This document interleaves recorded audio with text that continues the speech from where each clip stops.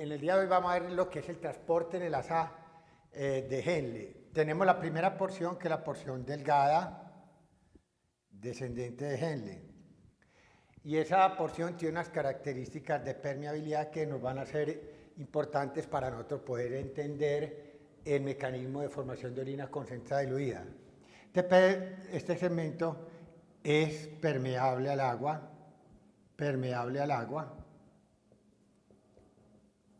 Este segmento no es permeable al NaCl.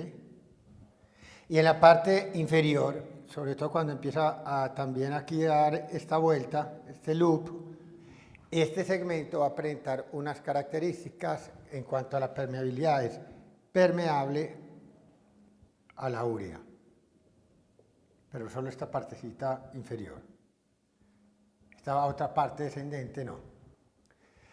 Las características se las aprende una hora en memoria porque después la necesita para entender la formación de orina concentrada diluida.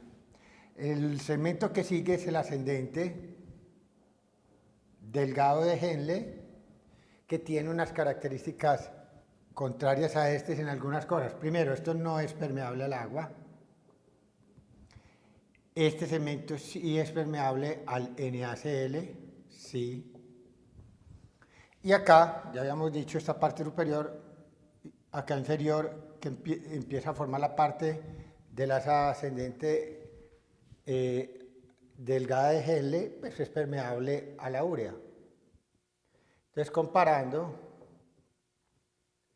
permeable a la urea, comparando esto, el descendente es permeable al agua, aquí no lo es, aquí es no permeable al NaCl, aquí sí lo es, y en ambas partes inferiores acá es permeable a la urea. Es la manera de memorizar eso.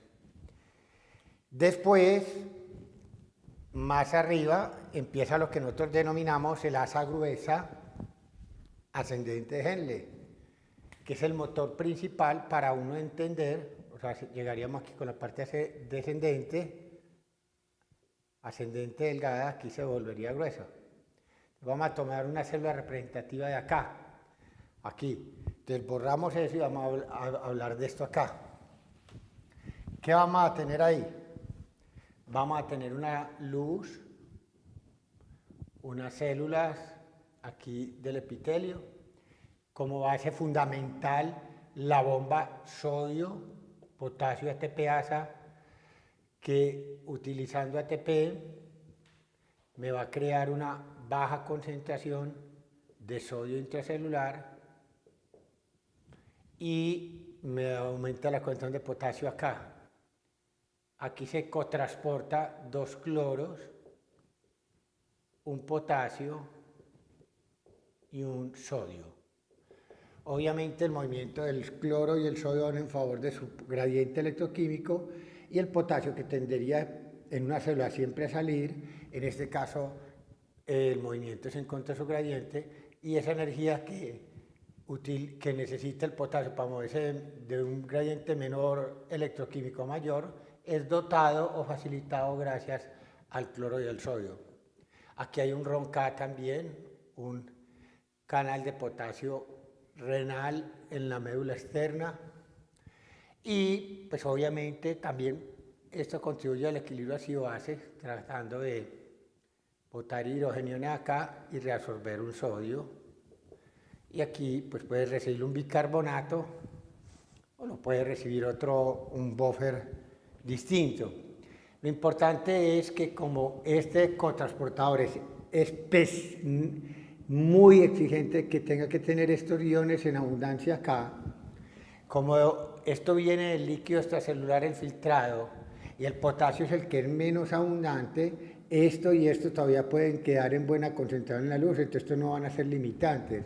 Pero si el potasio yo lo meto acá y lo saco acá por un canal de potasio hacia afuera, se me va a agotar este potasio aquí en el interior y este transportador se va a frenar. Entonces, un mecanismo que hace la naturaleza es simplemente coger este potasio, meterlo por este RONCA a la luz, crear un lumen positivo, y este lumen positivo lo utiliza primero para que el potasio siga sirviendo para reciclar acá y el cotransportador no sea inhibido. Y segundo, esto va a rechazar iones positivos aquí por esta claudina 16, que es la unión entre célula epitelial y otra, y por acá va a pasar ciertos cationes, entre ellos el sodio, entre ellos el mismo potasio, entre ellos el magnesio y entre ellos el calcio. Incluso se ha llegado a tratar de determinar qué porcentaje tiene usted de reabsorción de magnesio y de calcio a este nivel. Por ejemplo, el magnesio se reabsorbe vía paracelular acá entre un 60 a un 70% aquí en la gruesa de Henle. El calcio aproximadamente un 15%, que son cosas que son llamativas.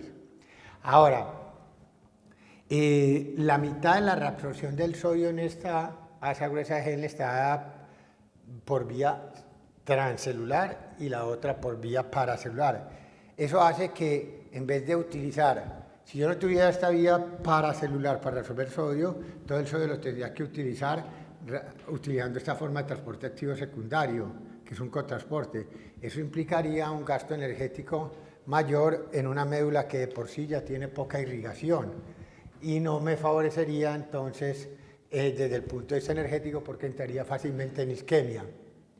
La función principal de esta asa gruesa de Henle que nosotros vamos a ver es que ella va a ser la responsable, como vamos a ver, en la formación de orina concentrada diluida, porque ella es la que crea este intersticio acá, se vuelve hiperosmolar, que es una de las condiciones para formar orina concentrada y orina diluida. Para formar las dos, no importa si es concentrada o diluida, yo necesito un intersticio hiperosmolar.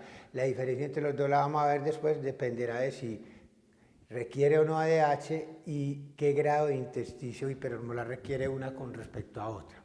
En la asa gruesa de Henle también necesitamos que sepamos, esta asa gruesa de Henle no es permeable a la urea. No es permeable a la urea. Aquí no trabaja la aldosterona tampoco. Y no es permeable al agua. Es una característica fundamental de la asa gruesa de Henle. Entonces, no es permeable al agua porque no hay acuaporinas, pero no quiere decir que la ADH no trabaje acá. La ADH, que es una hormona antidiurética que va a resolver agua mucho más después en una célula que nosotros vamos a llamar principal, pues eso sí es función de la ADH. Pero acá la ADH tiene una labor que es importante. Promueve la reabsorción de sodio en este cotransportador. Una función que no tiene nada que ver con el agua, sino que simplemente reabsorbe sodio. Y uno dice, pero si a uno nunca le enseñan la ADH como una hormona reabsorbedora de sodio, sino como reabsorbedora de agua, y la aldosterona no es reabsorbedora de sodio y no de agua, porque aquí de nuevo empieza uno a crearle la crisis a un estudiante de que el ADH, fuera que reabsorbe agua, reabsorbe sodio en el asa gruesa de Henle. Pues eso está determinado. La filosofía es la siguiente. La ADH funcionaría acá, estimulando la reabsorción de sodio para que se cree un intersticio hiperosmolar muy grande y posteriormente, cuando el líquido pase por acá, va a encontrar un intersticio muy concentrado y con la ADH abriendo canalcitos que se llaman acuoporines 2, en la membrana luminal va a aprovechar ese intersticio hiperosmolar a la cual la misma ADH contribuyó reabsorbiendo un poquito de sodio, va a hacer que se reabsorba más cantidad de sodio que lo que yo esperaba y entonces voy a poder formar un intersticio francamente hiperosmolar que me va a favorecer para formar una orina muy bien concentrada y una orina muy bien diluida, y eso es para nosotros muy importante. Resumiendo entonces, esto es no permeable al agua, no permeable a la urea. La ADH no reabsorbe agua acá, pero sí reabsorbe sodio para crear un intersticio más hiperosmolar y después favorecer ese efecto en las células principales, donde sí hay acuaporinas 2 por la ADH, y este segmento es el principal contribuyente a formar una orina concentrada y diluida en el organismo. Con esto entonces nosotros terminamos lo que es la descripción general del asa gruesa de Henle y el asa delgada, tanto descendente como ascendente.